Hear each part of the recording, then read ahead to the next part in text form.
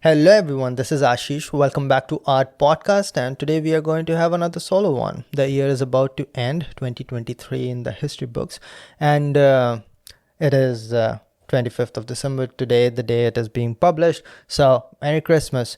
And I thought what better way to end a year than to take all the questions from your audience. So, I made a community post asking you to just put your suggestions. The post was suggest good topics for the upcoming solo art podcast. Simple as that. A lot of engagement over here, over 100 questions. A lot of questions are having even like more than 100 likes. So there are few questions that are really in demand. And another big news is that my YouTube channel, Talk 4712, crossed 300,000 subscribers on YouTube. So that's a big milestone. So congratulations to all of us. We did it.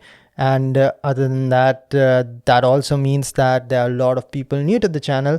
So their questions and comments are also to be respected in this podcast. If there's a video that I've already made on a particular topic, then I'll direct you to that.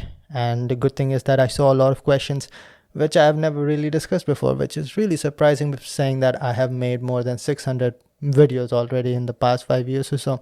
So I'm going to discuss them one by one. Obviously, I cannot discuss all of these, but I'm going to start with the top comments.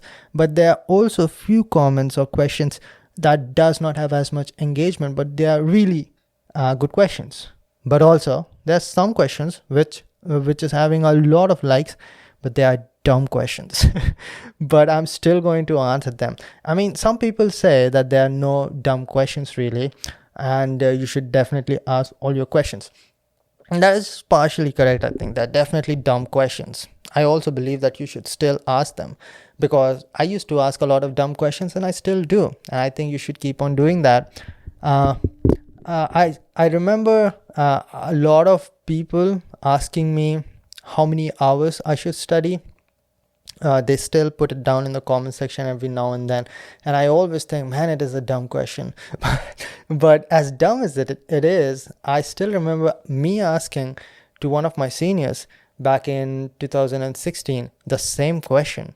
So you should ask them, because it is a big confusion for you, and I'll always find a easy way to answer that. That's that. Another thing is that my book, The Boy Who Did Not Sign, is available globally, if you did not know. It is a fictional story. A lot of people are liking it for the wisdom that it is. A lot of people are liking it for the funny segments that it has. A lot of it also consists of very intriguing, mystical, mysterious story that you would enjoy of The Boy Who Did Not Sign.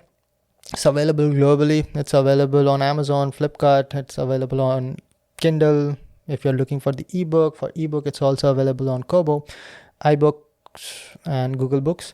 I'll put all the links down in the description box. And third, and the final one before we get into the questions, I'm closing the telephonic consultancy. It is just a personal decision. I'm not able to accommodate as much time. The last booking that we are going to take is on 15th of January, and then it is all done and dusted. I'm unable to put it on the top of the priority list right now, and I'll not be able to invest like 1 hour for talking to a particular person post near future. Okay, so just wanted to let you know, because a lot of people were planning to schedule it sometime in the future. It's not going to happen post 15th of January. Just wanted you to know. Now moving forward finally to the first question, and I'm just going to go as the YouTube shows me these questions. I mean, nobody really knows how the YouTube comment section works, because there's a question on top which is having only 25 likes, and there's a question down below, like way down below, with 121 likes. But anyways, we are going to start with the first one, that is by Aditi Tripathi, and she has a two-segmented question. Number one, how to find a strong reason with which you can hold up to till you reach the success when you are young and you are just doing what your parents are asking you to do. Full disclaimer, I'm a horrible reader, okay, so please bear with me. Second, how to not let others opinions affect you. Okay, yeah, like I said, horrible reader. Now both are completely different questions, but the first one kind of makes sense to me in a way that why she would be asking this. Well, the second part of the first question clarifies that, and that is, when you are young and you're just doing what your parents are asking you to do.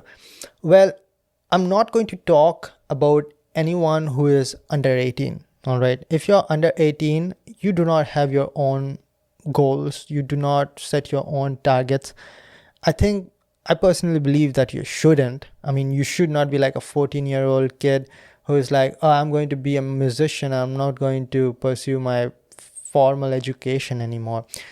You can be like, okay, I'm going to be a musician. I wanna work towards that, and I want to build that skill. But I think that you should definitely keep on being in the traditional line as well to have your education, obviously. So in that, if you're pursuing something just as a hobby, I don't think it is going to be big of a challenge. But most likely, the direction in which she is asking is that, let us say she wants to pursue a particular career, and obviously you have to be very hardworking and dedicated towards that path to excel in that career. How to find a strong reason to keep on going in that direction? That's basically what the question is. So the second part of this is actually the reason for her confusion, because she is asking me how to have or find a strong reason to pursue something that her parents wants her to pursue. Now, if you read it properly, that's what she is asking. See, success when you are young and you are just doing what your parents are asking you to do. So basically the question is how to find a strong reason to pursue something my parents are telling me to pursue. And that's kind of an impossible task. See, I'll try to explain it in a very simple form. There are few things that we just do because we have to do. Okay, for example, in India, book falls, we touch our head and chin. That's just a normal reflex, right? You want to enter a temple, you want to leave the footwear outside, or there are just few things. Okay, like don't cut your nails in the evening or something. Okay, these are just said that you should not, but a lot of things are told when the reason behind that is not given. We'll call that just superstition. Let's just take an example. Let's take an example that you have a superstition, your personal made superstition, that whenever you are going to wear your shoes, you are going to wear your right shoe before your left shoe. It's just your superstition because one time you wore your left shoe before your right shoe and you met an accident. So your superstition now is that I'm going to always wear my right shoe before my left shoe. Okay. Now that is just what you do, but there's not enough reason to back that up. What I'm trying to say is that what your parents are telling you to do comes to you kind of like a superstition. Like, this is what you should be doing, but there's no reason to back that up. Now, when I say that, you might immediately think and retaliate that, no, Ashish, I know exactly why I want to do this, and I know exactly why my parents are telling me to do this. Yeah, that's just one layer of reason. For example, I was just talking to another guy yesterday on consultancy, and he was saying that he wants to pursue government job because his parents, both of them are government employees, and they suggest him to pursue a government job. So he's preparing for like bank and stuff like that, or SSC. So I was like, okay, that's fine. Like, your parents spent like 20 to 30 years working as a government employee. So they have experience and they are saying something, but they know why. So they worked over there for decades and they understood the advantages of it. They understood the disadvantages of it, and they understood maybe the advantages of some other field, and they got the experience. They got the monthly paychecks. They now are looking forward towards their pension or retirement plan or something, and they saw the perks as well. They saw the medical benefits, all of them. Okay, now after 20 to 30 years of experience, they have made up their mind that my son or my daughter should be pursuing a government job is the best kind of career you can pursue. Agreed, that even might be a correct advice or a correct strategy, okay? But does that sound correct to you? Because that same advice came to your parents because of these 20 years of experience. So they saw it all. They saw it through their own eyes, they experienced it, and their experiences built some knowledge, some information, and that brought them to a decision. Now, it is advice that you should be preparing for government jobs as well. And this is why you should be preparing, because of job security, X, Y, Z. Okay, 5 reasons. This is why you should be preparing. Is that in any fashion equivalent to 30 years of experience of working as a government employee? No. Now, again, keep in mind, I'm not saying that your parents, or in this hypothetical situation, the parents are wrong. No. I'm just saying that the kid who is getting that advice is never going to have enough reasons backing that advice. You get it? Like, the kid grew up in a different environment. The kid had a different set of experiences. And now he's being told that this is the way that he or she should be going. Simple as that. So that never is enough for you to have a sustained motivation. A person who is like as young as 18 or 20 years old, very young, but still has some beliefs, some inclination towards certain career trajectories, some hobbies. He or she has been brought up and then they had a different set of experiences, and now that made a belief set. And so that person is going to make their own decisions. And if they are going to make their own decision, that is the only way they are going to have sustained motivation, because the decision that they make themselves, that is the decision or the path with which they are going to pursue with 100% of motivation or reason, a strong reason.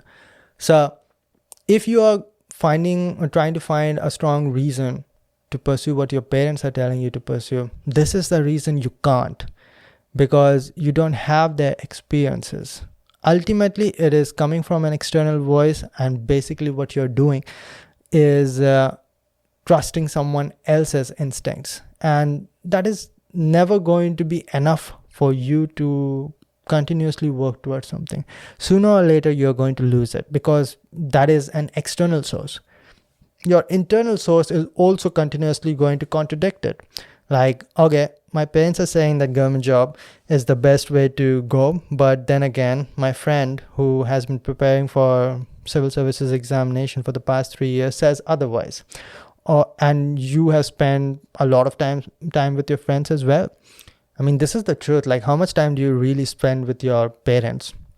And kids growing up, a huge majority goes with your friends in your school, or especially in college, right? Once you are in college, and the amount of time you're spending away from your parents is much more, right? So your belief set is going to depend on that.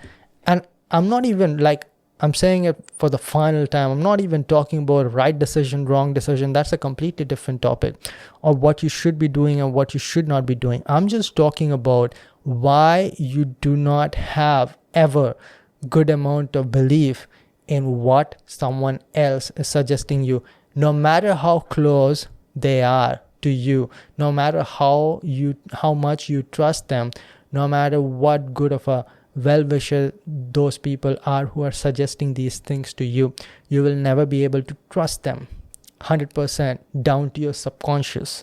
That is why when you try to do something that someone else is suggesting you to do, you are never able to be persistent at it.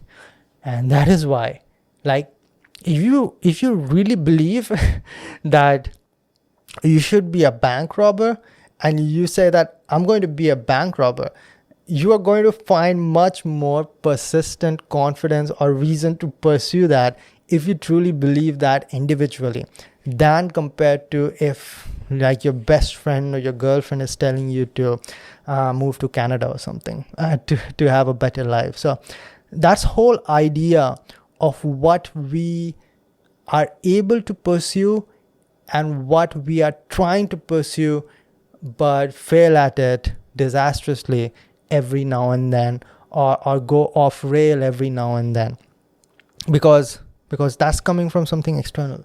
So that is why, right or wrong, it is ultimately better to pursue what you believe is what you want to pursue. And that might be very cheap and corny every now and then when you really try to listen to it again. But that is the problem that this Aditi Tripathi is facing as well, I believe, and a lot of people in the audience, I'm sure. So the question was completely different. Like, she was asking me how to find a reason. Well, I've already made a complete podcast on fuels of motivation, where I've talked about 5 different ingredients of motivation, and a lot of ingredients that I've talked about are very related to most of the common aspirant or students or people young in their careers, their lives. So yeah, I think that sums it up. I think I did not even answer her question, because I personally cannot answer your question. Your question itself is wrong, I think, because you should be asking like how to find reason to pursue what I'm trying to do, or how to be persistent at what I'm trying to do. And for that, I've already made a complete podcast, 5 fuels of motivation, and all of them are emotional, and I'm going to link it down in the comment section. And basically, I call it fuel because your emotions are fuel, and you learn how to use them. But that only works if you're trying to pursue what you want to pursue. If your parents are telling you to do something, then obviously do that if you do not know any better. But ultimately, and like I said, I'm talking mostly about people who are above 18, who are ready to make their own decisions. And at some point, you'll have to start making your own decisions. So this is also a eye-opener for a lot of you guys. You should understand that if you are not able to be continuously motivated towards something, maybe you are not pursuing what you believe you should pursue, or you do not have the courage to pursue what you believe is the correct path. And radical as it might be, dangerous as it might be, if you truly believe to pursue that path and you take a step towards that, you'll find motivation like nothing else. Like, I decided to become a mechanical engineer, a bloody good one, not because someone else suggested me to do it. I wanted to do it, and so I decided to be a good mechanical engineer, and so I became a good one. I personally wanted to be working as a scientist in Indian Space Research Organization. Nobody told me or nobody suggested me. My parents never pressurized me to do that. I was already having a scientific officer, gazetted officer post in Department of Atomic Energy. Obviously, my parents never told me to go ahead and risk your job over here and try for ISRO. I wanted to do it, and dangerous as it was, risky as it was, if you read the book, you'll understand how risky it might have been. I still went for it, and I had no use of any external motivation for that whole, like, the 1.5 year or so journey that is mentioned in this book, and the 6 years before that, like since 2012, I've never had any use of any external motivation, because I have made my own decisions. And I think that's where you are at. If you're like too young, if you're like 10 years old or something, don't listen to me, okay? But if you're like a working professional, if you're a graduate student or something like that, you're undergraduate student trying to build a good career, a good life, you need to make your own decisions. It's very important. Again, I think I mentioned it briefly, like what is a right decision, what is a wrong decision. I want to very rapidly focus on that so that I don't miss it. I believe there is no right decision or wrong decision. What you do after you make the decision makes the decision right or wrong. All right. And that is also a very important aspect of building a very strong career, is very quick decision making. And one of the ways of making quick decisions is that you make decisions. Okay. A lot of people just are stuck in a particular place. We call it paralysis. And we are there because we're just so afraid to make wrong decision that we don't make a decision at all. I think it was either one of the line in this book, or it was one of the lines in the TEDx talk, probably the TEDx talk, but that's the basic idea. That, yeah, it was definitely the TEDx talk, because there I was talking about fear of missing out, and so many people are so afraid of missing out on the things that they are not choosing, or they are not going to be choosing, is that they don't choose at all. And that's another problem. Okay, so looking at the amount of time that I spent on just one question, this podcast is going to be either horrifically long, or it is not going to answer even 10% of the questions that I'm having in front of me. Okay, I'm not going to answer the second question of Aditi, because what she's saying is that how not to let other people's opinion affect you. I've discussed this in my isolation philosophy. There are a few videos that I'm going to link it down in the description box. Make sure you check it so that you don't miss it if you don't want to miss it. If you want to miss it, feel free to miss the description box. Okay, I'm going to go to the next one, next one actually. Quantum entanglement.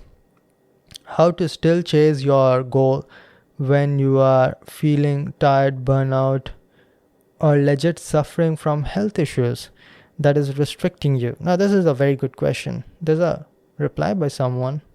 Oh, take a break, start again. That's actually a good advice in certain cases. Okay. So first of all, I'm going to cover this one. If you're facing health issues, I've always said this, like in a proper legit career advices, in personal consultancies that I've given people, that if you are having health issues, please stop. First, fix your health. It is a no-brainer. You have to do it. Sometimes you just want to push through it, but that's always a bad move. If you're having any health issues, and I have seen the range of health issues from common cold to cancer, okay, and somewhere in between comes all sorts of things like breaking of bones because of some accidents, and some other issues which are more like long, like takes years and years for people to solve, and OCD and things like that. Few of them I've even talked about in the podcast. But if you are having any of the health issues, mental or physical, you need to first fix the health issue. First of all, if you have been diagnosed by a disease, any form of it, or an injury, you need to fix that first. Same goes with the sports as well. Like if you have an ACL tear and you are an athlete, first fix that tear. It might take 9 months, it might take 12 months. Fix that first before you get back in the arena or something. Okay. Otherwise, you are never going to be in your 100% efficiency, and that's kind of a disservice to yourself. So same goes, I'm taking an example. You are a student preparing for competitive examination, let us say GATE examination. I'm just taking an example of an annual examination. You're having some health issue, fix that health issue first. You can give that same examination the next year. Some people worry about, oh, how is it going to look in my career? It's going to give me an year gap. There's no year gap that is ever looked down upon if it is because of health reasons. So if you're having a legitimate health issue, you're having a proper medical certificate for that as well, and that is going to be more than backing up for the year gap that you're having. So first of all, fix your health. Next, in other cases, how to still chase your goal when you're feeling tired / burnt out. So I discussed the first one before, because being tired / burnt out is far different than having any health issue. Okay, being tired or burnt out means that you are a normal person. It happens to you every now and then if you're consistently working towards something. So yeah, the response over here is take a break and start again. See, I'm just going to quote something from the Bible, and more importantly, the third line of it.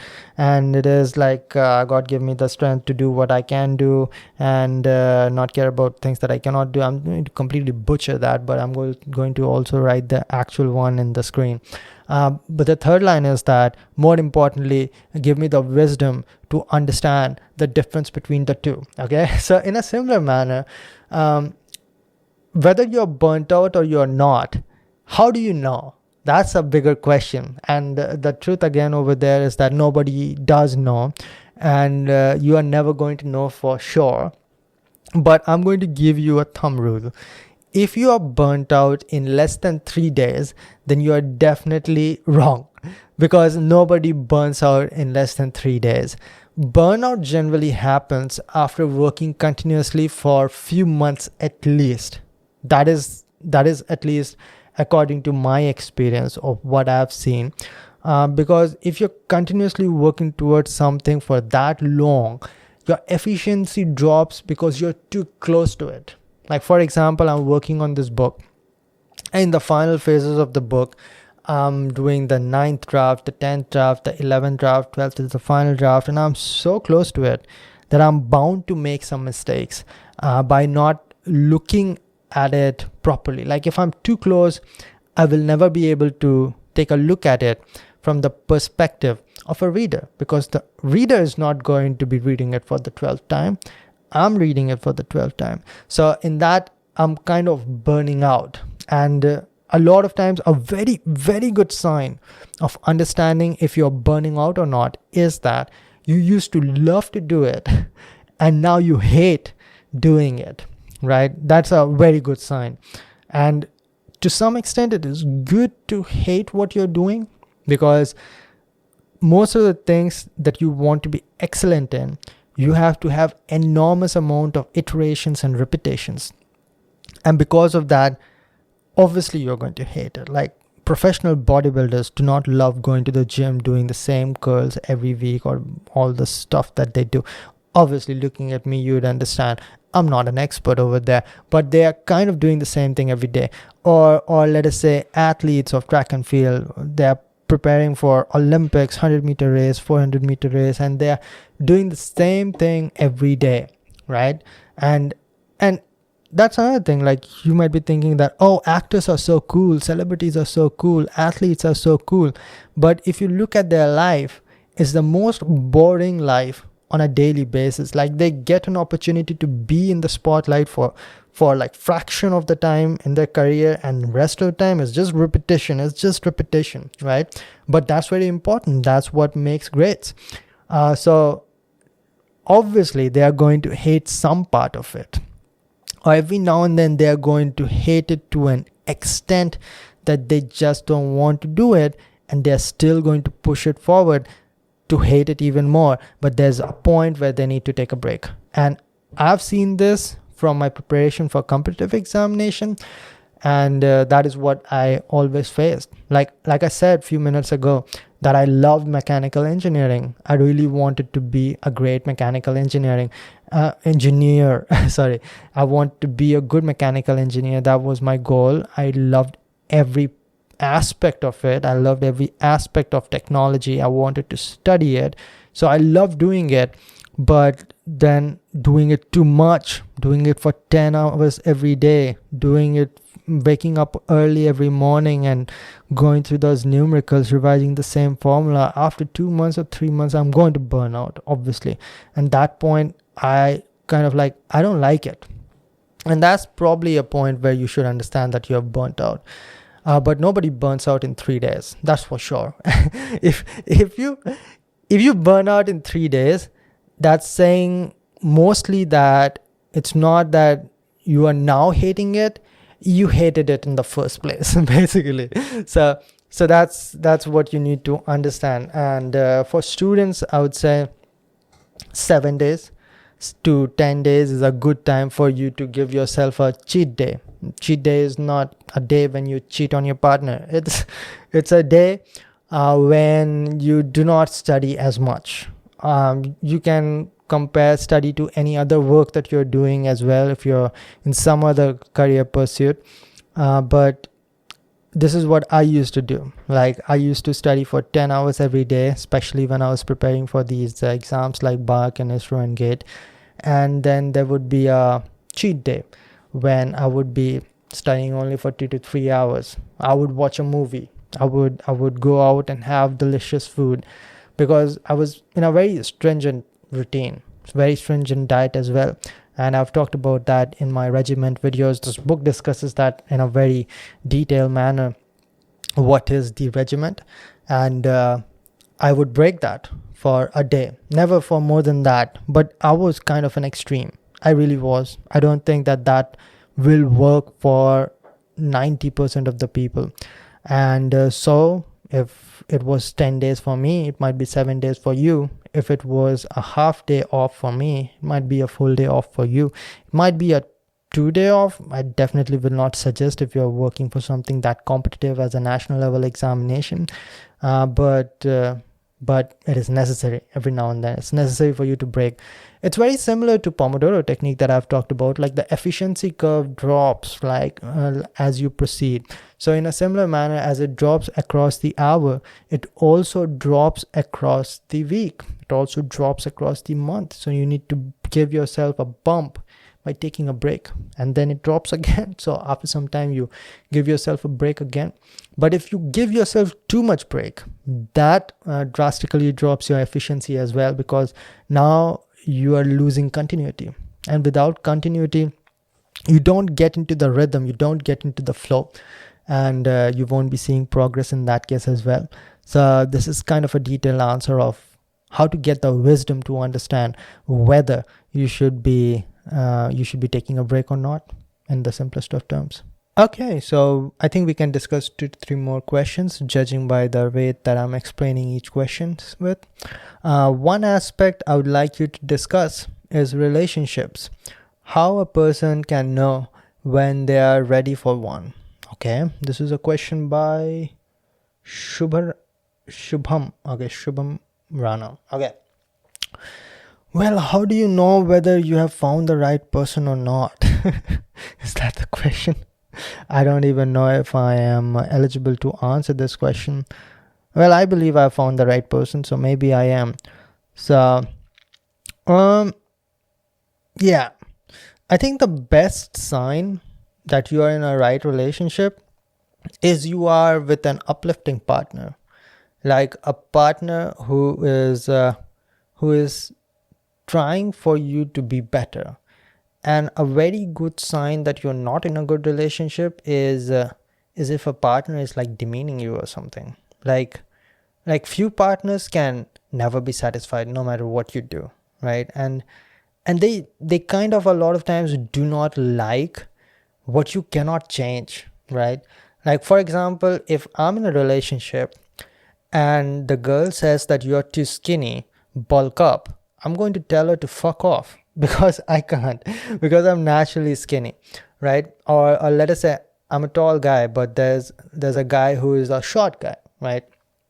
And the girl every now and then says that, I actually like tall guys, right? So I don't think that's a good relationship.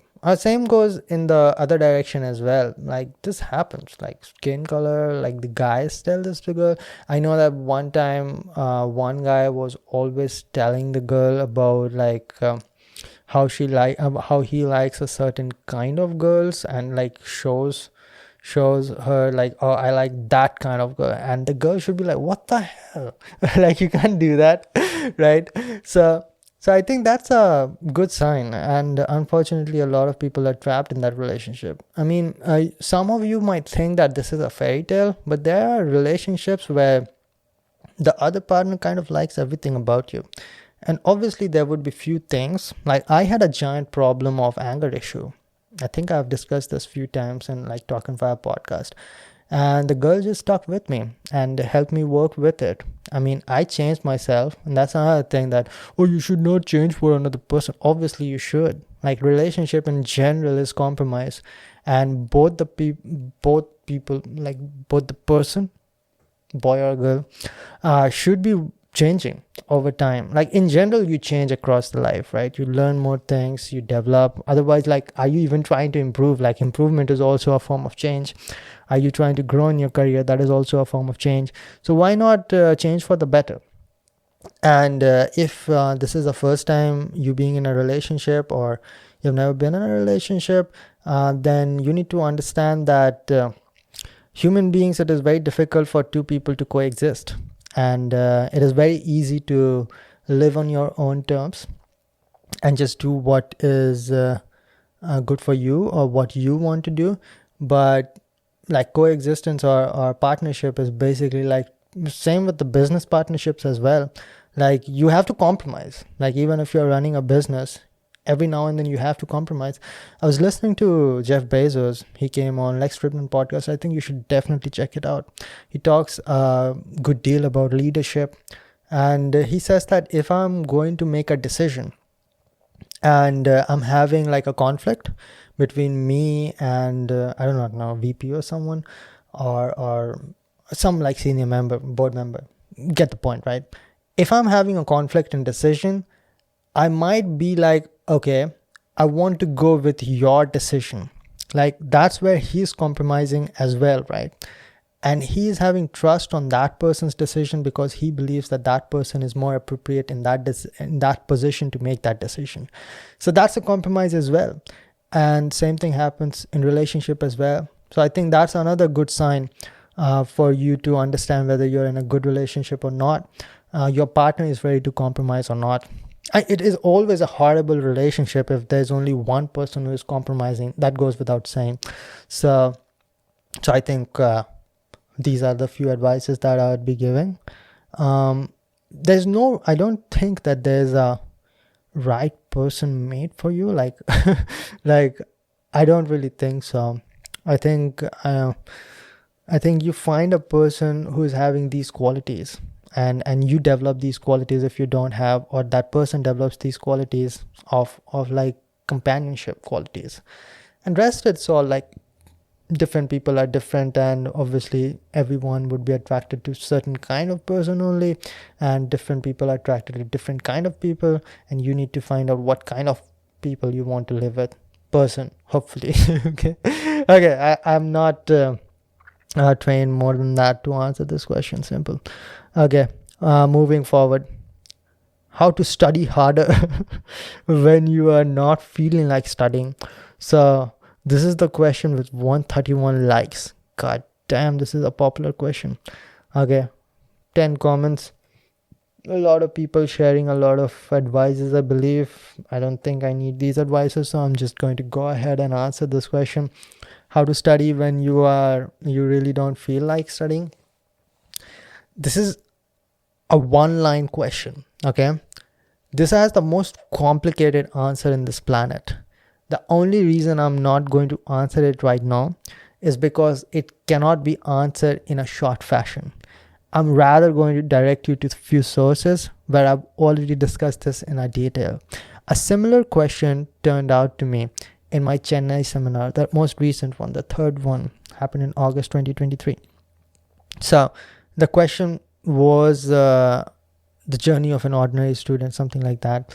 Like from an average student to a topper, how do we make that jump? How do we make that change? First of all, it's not that jump. It's not a jump at all. It's a very consistent effort for a long time. And the ultimate essence of that whole discussion came out to be that you have to find the ways of motivation, the reason of why you would do that. And that is very similar to how we started this podcast as well. What do you believe in? Are you just doing it because others are telling you to do this? Or you are doing this because you have nothing else to do? So you have to find that reason. It's a very detailed topic. It's not only like how to study harder, it's just like how to work hard towards anything in general. And it's a mentality aspect. And so I'm going to link that video from the Chennai seminar down in the description box. And obviously mentioned before, that was 5 ingredients or fuels of motivation. That is how you find reason or find consistent effort, or like a continuous push towards something. There's no other way. Like, what the hell was this person thinking when he asked this question in the comment section? Am I going to just give you an answer in just 2 to 3 minutes? That's not how it works. It's a mentality thing, and you need to develop that mentality. You need to understand a lot of aspects of success in general, because if you're going to work hard towards something, what you're trying to do is be successful at something. So you're trying to be in that like 1% population, and that requires a very strong mindset. And so that comes down to patience, that comes down to how to not care what others are telling me to do, or how to not care about what other people are talking about me. That also comes down to decision making. It comes down to how to deal with failures. It comes down to how to find better techniques to be more efficient with your work, like Pomodoro technique and all those things. And there's so many things that is required for you to keep on working hard and find motivation to do that. And in general, exactly what this question says, like how to basically work when I don't want to work, right? I've talked about this before as well. If the people on this planet only worked when they felt like working, nothing would have been done. Nothing would be possible if people only worked when they wanted to work. There would be no electricity in this place. This mic would not be working. Your internet would not be working. YouTube would crash down like 100 times every day. Nothing would be working if people only worked when they wanted to work. So, like I said just few minutes ago, like, you want to work hard towards something that you like to work hard towards, to the point that you hate it now, and then you have to work some more before you take a break. So a lot of people in the comment section down below is also saying take a break. But when do you take a break? Like, every time you don't feel like it, you take a break, you'll get nothing done. And also, like, with today's availability of entertainment, like, from the touch of your hand, you have access to hundreds of movies, TV series, entertainment, stand-up comedy. You have access to so many things. You have access to so many video games, so many things. Why would you work hard towards something that you don't want to do? And every time you work hard towards something, you don't feel like doing it. There's just a replacement present right there. So it does not really work like, okay, the moment I don't feel like doing it, I'm not going to be doing it, or I'm going to be taking a break. You have to take a break, but when you have to understand that as well. And understand that just because you don't want to do it doesn't mean shit. Like, I don't want to go to the gym every day. I don't want to eat healthy every day. I don't want to do a lot of stuff. I don't want to do my taxes. I don't want to set up the lights and all before I do a podcast. I just want to do a podcast. There are always things that you want to do, and there are things that you need to do. Both of them go hand by hand, and both of them must be done. It's as simple as that. So keep those things in your mind. I think by saying that I'm not going to answer that question, I still answered that question. Okay, let's see more questions. I'm just going to scroll way down and see if I'm having some good questions hidden down below. Okay, this seems to be a good question by Sohan. Everyone is saying internet is a modern drug. Okay, social media addiction, mindless scrolling, etc. But only a few know how to use it properly. Can you tell us ways to use internet properly during preparation for competitive examination, and also in general how to use internet and social media effectively so that it does not turn out to be a time waster? Yeah, as the feeling that I had, it is a good question. So see, that's another thing. Like, people love to think that social media is destroying the youth. They also say, they go as far as saying that Generation Z is wasted, and there was a better time before the cell phones and the internets, and the world was a better place. That's all bullshit. Okay, if you go to the past, you'll find out this is the best time that has ever been. Simple as that. Even with all the horrific stuff that has been going on across the world, there were more bad things going on if you go in the past. So this is the best time that has ever been. And one of the big reasons why this is the best time that has ever been is because of the technology of today's day and age. And one of the giant technologies of today is the internet. And the internet has given power to so many people who did not have that. Like, internet has distributed wealth. It has distributed awareness, it has distributed notoriety, it has given platform to people that were never listened to. Like, think about a time and age before the internet. You would only see the interviews of celebrities, like actors. That's it. And now you are seeing like a day in the life of a employee or common workforce people. I've even seen like people in the army coming on the podcast. That is beautiful. And they're getting a voice, they're getting a platform.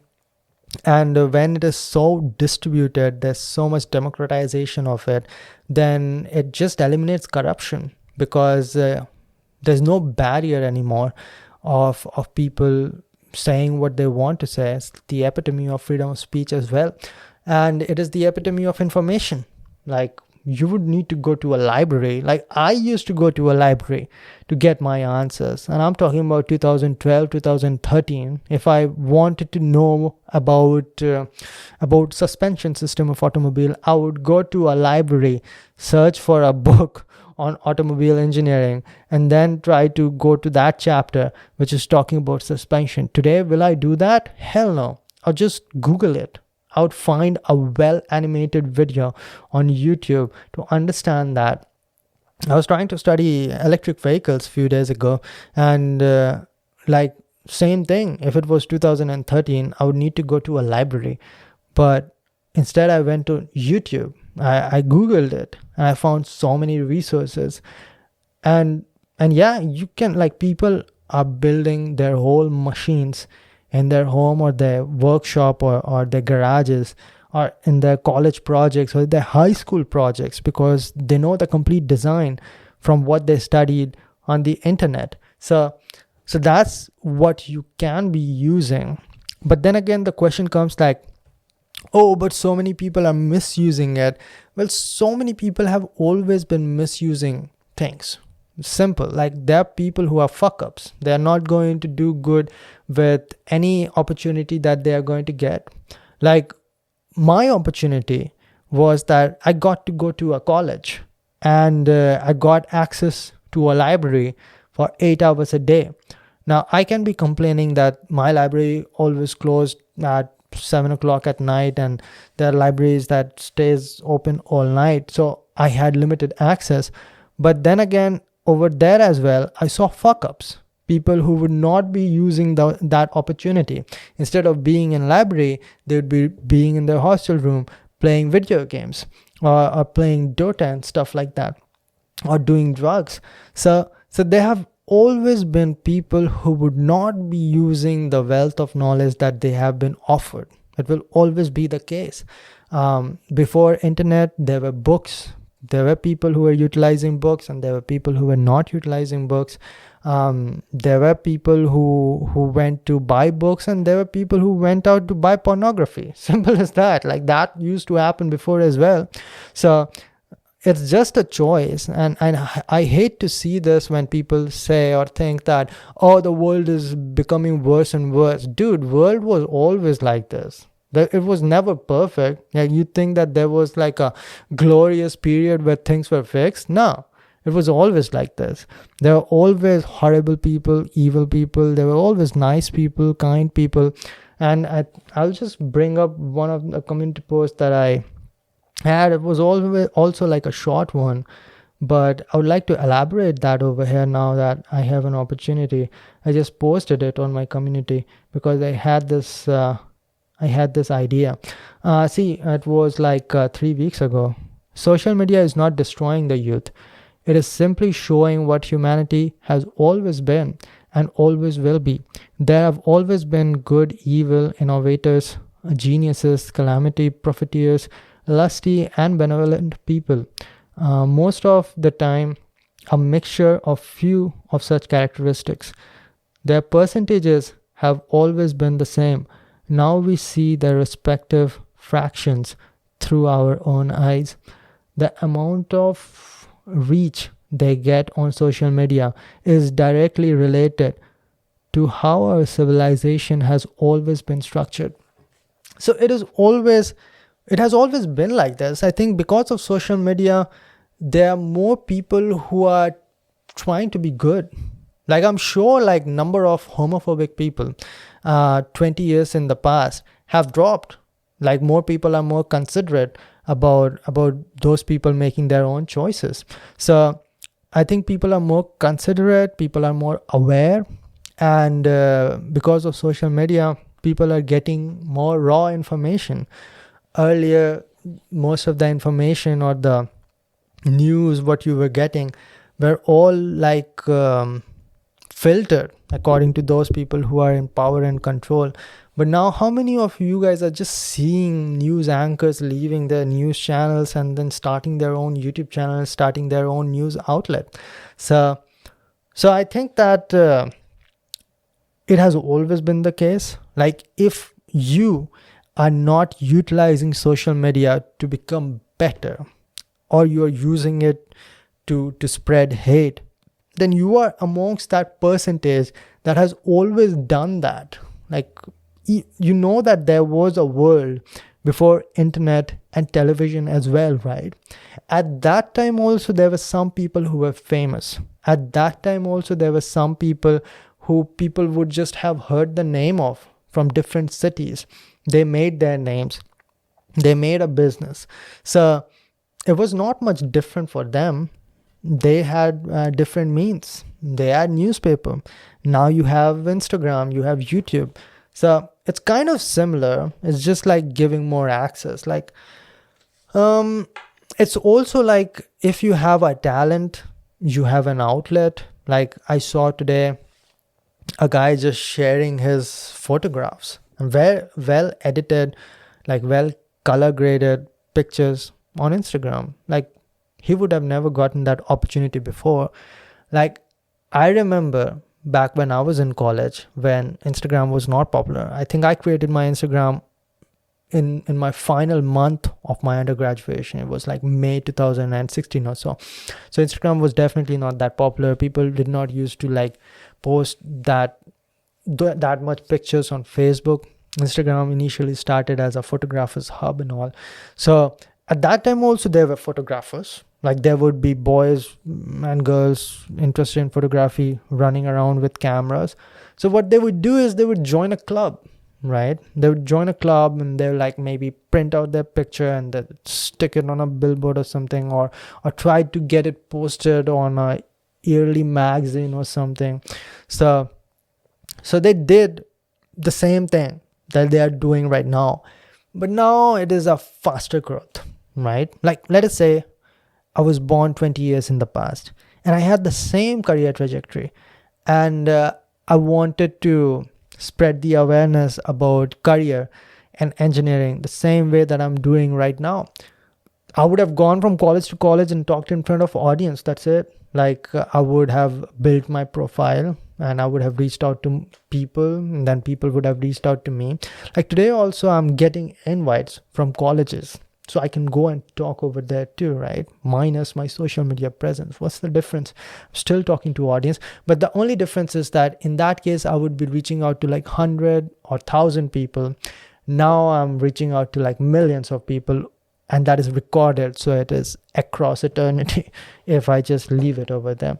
So it's the same thing. I don't want you to be feeling that things are changing or social media is evil or it is corrupting our generation. It is, human beings have always been corrupt. There has always been good, kind people as well, but their percentages have always been less. The same thing we are seeing on YouTube as well. There are more YouTubers using it just for profiting themselves. And that has always been the case with human beings. That has always been the case. Companies have always been like, a lot of them focus towards profit. I don't care if like hundreds of people around my factory get cancer. That has always been the case.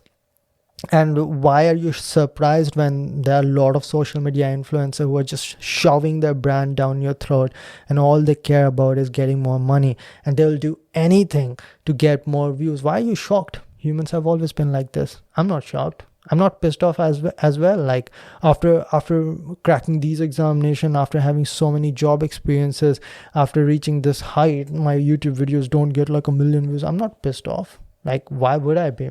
Because that's how human beings are. And that's another thing. Like when it comes to like the last line, what I've written over here, the amount of reach that they get on social media is directly related to how civilization has always been structured.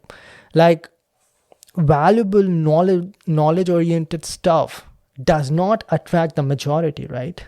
Like majority will be attracted towards like Bollywood movies. Obviously, I'm not surprised. Like I won't be surprised if an ISRO scientist talks and nobody gives a shit, and then some Bollywood actress talks and then everybody is going crazy down in the comment section, right? You want an example? Search Nambi Narayan IIT Madras speech and take a look. Matter of fact, I'm going to help you do that myself. IIT Madras Nambi Narayan speech. Okay, a lot of you don't even know who Nambi Narayan is. I swear to God. Okay, you might, but there are so many people listening to this podcast, they don't know. But who is Deepika Padukone? Oh, of course I know. Padmavat, right? Okay, so take a look at it. All right. It is having 613,000 views. Okay, and it is a 5-year-old video. And I bet you, like when the first time I watched it, it wasn't as much. I don't think it was even 100,000. It's mostly after the movie came out. The book came out before that, Ready to Fire. A lot of you guys don't know about that as well. Most of you guys did not check out the movie. Okay, obviously that percentage increases on my channel because a lot of you guys are science oriented. But okay, this is the amount of reach that Dr. Nambi Narayan is getting, right? So Padma Bhushan Award winner, 613,000 views on YouTube. Matter of fact, if you just search Deepika Padukone interview, okay, I'm not even going to try for the song. Okay, which one do we have over here? Okay, 73 questions with Deepika Padukone. Whoa, 12 million views. All right. Now, granted that that is a more global thing, right? So, Karan Johar, 1 month ago, 484,000. Mind it, that was 5 years ago. Okay. What the hell? Dude, the kind of clickbait that these dudes are making. Vin Diesel kissed the... Oh, that's real? That happened? I won't even like click on that video. So yeah, that's the thing. Same with like cricketers and all. If you go over there, you'll see.